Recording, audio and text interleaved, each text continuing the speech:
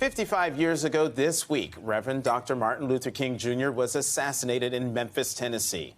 His death meant the nation lost a leader in the quest for equal and civil rights, and it lost a powerful voice that pushed America to have its laws match its ideals. But this year's anniversary comes at a particularly fraught time in our country.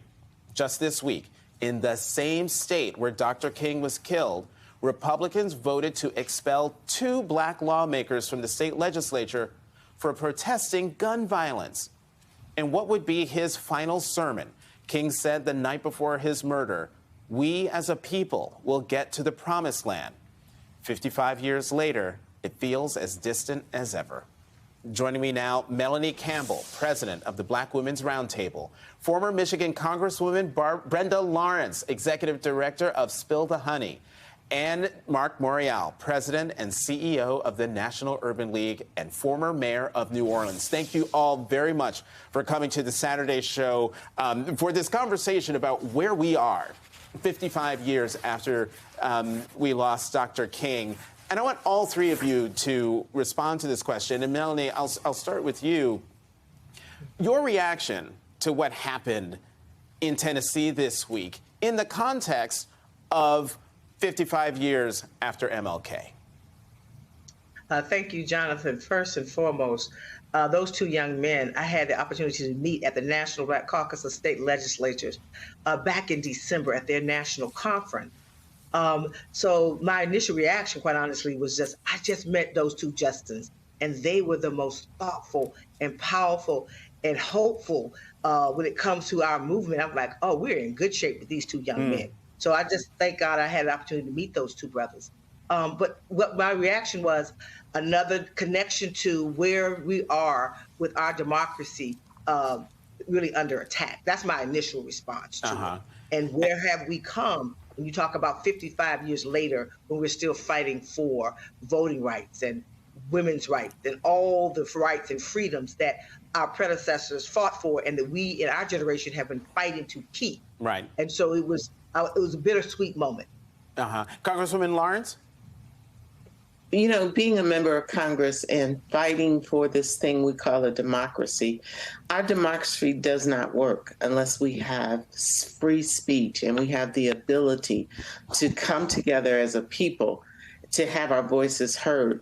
And one of the things that I want everyone to pay attention to, when the people are speaking and they vote and elect and send someone to represent them in the halls of government, that they need to be heard.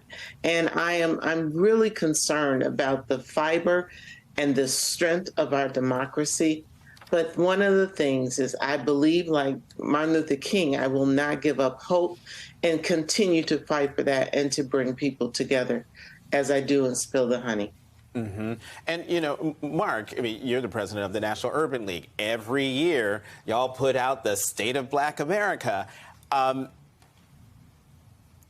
The state of Black America, or take out black, the state of America doesn't seem so strong, especially after what we saw. Jonathan, the threat to democracy, the institutions of democracy, voting, free press, freedom of speech, is under attack by a hate-filled threat movement in this nation. The State of Black America report will focus on that when we release it on April 18th at Morehouse College. We must call for the immediate reinstatement of Justin Jones and Justin Pearson to the Tennessee legislature. They should be immediately reinstated.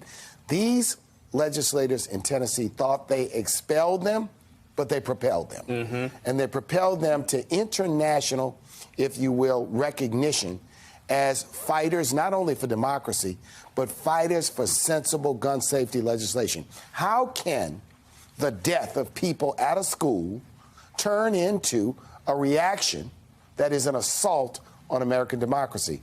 Tennessee has placed a black eye on their own reputation. And these legislators, if they were smart, would voluntarily reverse course.